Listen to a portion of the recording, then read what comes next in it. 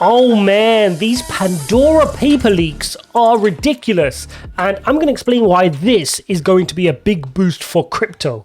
Let's take a look at what's going on. So, the Pandora paper leak is the biggest leak of documents going against some of the biggest world leaders and billionaires across the globe. So, those of you who are around will remember the Panama leak. Well, the Pandora leak is even bigger. 14 sources, almost 12 million files and 2.94 terabytes of data has been leaked, showing where world leaders, including 35 current world leaders and 300 public officials across 90 different countries, are using offshore tax havens to avoid paying tax and to cover up flows of money across the globe, right? This is a really big deal. And to put this into context, we've had, various different things being filed over the last 24 hours, including King of Jordan on a 70 million shopping spree. You've had the Azerbaijan family involved in hidden property deals, Czech Prime Minister failing to declare offshore investment, Kenyan president, Ukraine president, so many different leaks. Like I said, 35 current world leaders. There's 600 reports and reporters, 600 reporters spent 2 years going through these files to now publish these. Now, this includes tax havens in Dubai, Panama, Monaco, Switzerland, Cayman Islands, and it just gets worse and worse. Like, we would have thought the Panama leaks were the worst of it and things were only getting better. But this has just revealed that we have an entire shadow economy here operating globally, right? There's a different world which the average person like you and I, who goes to work or earns his or her money, declares his tax and pays his way, who's not involved in this, right? The world leaders seem to have their own different monopoly board, which they're playing on.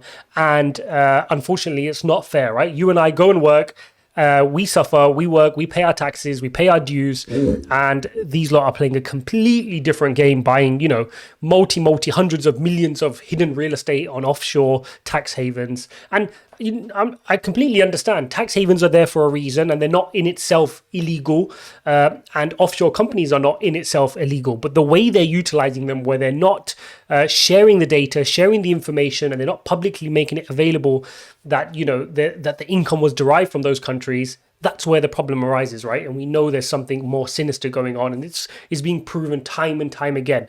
And this, I wanted to link this back to crypto, because the reality is we hear, oh, crypto's so bad, it's so bad, all criminals are using crypto, blah, blah, blah, blah, blah. We all know that's a load of rubbish, right? We all know that that's ridiculous and that's not what's going on. We know that these people who appear in this leak, they don't want to use crypto because they know it's exactly that. There's a ledger. It's decentralized. It's a blockchain. We can see what you're doing. We can see where the money's going. So they pretend that they don't understand crypto and that, it's all for criminals, so they can continue in their shadow economy. This shadow economy has been working for them for hundreds and hundreds of years through the royal families, through their, lineages. They've been harboring this money and moving it around and paying bribes and money laundering. They've been doing that. We know that. And it's just, if you imagine this is what we can get our hands on in terms of a data leak, that's 2.9 terabytes of data. Can you imagine how much is actually going on if this is the smoke? Can you imagine what the fire is? And so, we're going to keep hearing this rhetoric around crypto is just for criminals. We know it's not for criminals. No smart criminal is using a cryptocurrency where the ledger is completely trackable, right? We know that, right? We saw that with the Poly network attack, where the hacker returned all the money. Why? Because he can't really take it out, can he? It's all tracked, every single movement, where here, hundreds and hundreds of millions, if not billions of dollars and pounds are being laundered through, taxes being avoided, income not being declared, all in fiat currency, right? You don't hear this in Bitcoin. It's not happening in Ethereum. This is happening in fiat currency. So, this is the agenda that cryptocurrency is up against, and this is why it's going to take a long time. So anybody who believes, that this is, cryptocurrencies is going to change the state of currency going forward, yes, it will, but it's going to take a long time. You cannot just dethrone this deep harbored corruption overnight, right? This is built over hundreds and hundreds of years, and it involves all the powerful people. This is 35 current world leaders, let alone how many were in power previously. This is deep-rooted corruption. So when you see Gary Gensler standing there and trying to regulate crypto, you best believe there's hidden agendas, right? There's people in his ear, whether it's institutions like bankers or politicians in his ear, making sure he keeps the status quo in check. Right? Doesn't matter what his views are, or he believes in cryptocurrency. Like a lot of people said, oh, he taught a blockchain course at MIT. We know that, but it doesn't matter at that level. When you're the SEC chair, when you're these global leaders, you're a figurehead and you do what the status quo asks you to do, right? You've been elected into position. You're a figurehead who does what they ask you to do. And if they ask you to regulate crypto, you're going to regulate crypto because there's billions on the line here of a shadow economy that's at risk if you don't follow the process that's set. Right? He's not just doing what he feels right. Oh, I'm Gary. I'm not going to regulate cryptocurrencies. Right? He's told to do that. So, this just gives me further encouragement that the cryptocurrency space is here to stay. Right? The more and more of these leaks that come out, the more of these, Edward Snowden whistleblowers that type come out and share these kind of reports, the more the average person like you and I will start to understand that the financial system is broken, it's unfair, there's too much opportunity to launder money, the current system is not working, and they're finding exploits left and right.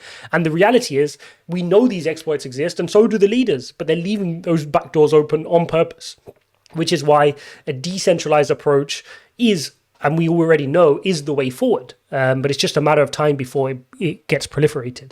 And it will start from the emerging economies, right? It'll start from those countries because the Western civilians are quite, Western residents are quite distanced from some of these stories. We don't hear about them. We think our governments are super uncorrupt, and trust me, they're happening in the Western countries as well. I mean, we'll find out through all these leaks when we read all the details.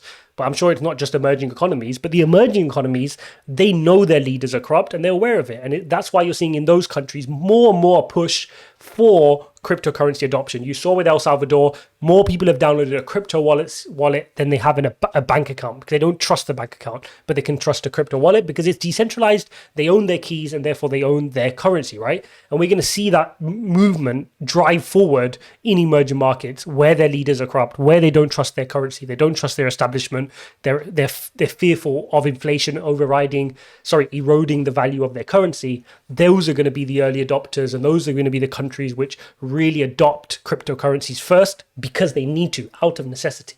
And then the larger economies can follow. The larger economies can hold out for longer because by nature their currencies are working better than, say, the currency in Argentina or El Salvador or Paraguay, right? That's the nature of it. But when you look at this list, I mean, I don't know why I'm surprised, but I think I'm more surprised that it's been published. It's just, we know this is going on, but hopefully now when people wake up and literally sip their coffee and see the names that are on this list, these are the biggest leaders in the world, all using, illicit routes to launder their money and buy properties and various other assets. Hopefully that will help people wake up to the idea of this is why cryptocurrency is the solution, not because I'm going to trade it up to $60,000 and plot an inverse head and shoulders pattern. That's not the purpose here. This is a long-term asset class which is built by the citizens for the citizens, and this is going to create real decentralization, and it won't stop there.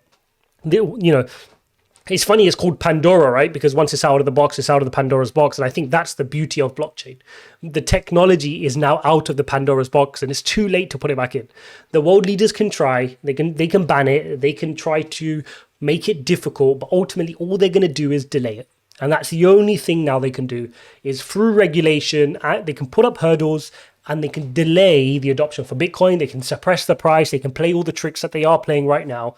But the reality is we've got to be patient. Time will tell the story, and decentralized technology, blockchain technology is here to stay, because once we're done with the currencies, it's going to be everything, right? How much corruption is going on in your land registry in terms of who owns land and properties and how are governments giving pieces of land to certain people? What's going on in the legal sector? What's going on in mortgage sector or home building or any other sector which requires decentralization? They're all going to get picked off one by one, because ultimately decentralization and blockchain technology is the true leveler, because now information doesn't have to sit with one party or one person or one set of people. it can be distributed. And that's the Pandora that's been released from the box. So there you go, guys, an update on what's going on with the Pandora paper leak and why I think this is just further reiterating the fact that crypto is here to stay. Blockchain technology is here to stay. Decentralization is an absolute must. And you can see exactly why the old guard, the establishment, the incumbents are doing every single thing they can to stop this from jumping out of the Pandora's box. But it's too late. And ultimately, we're going to keep hearing of these leaks until we have a truly decentralized economy. And I think we're a long way away from that, but we're on the right path towards that. Anyway, guys, hope you found this update useful. If you like this type of content, then please don't forget to hit the like button and subscribe. That really helps me out a lot. And I will see you in the next one.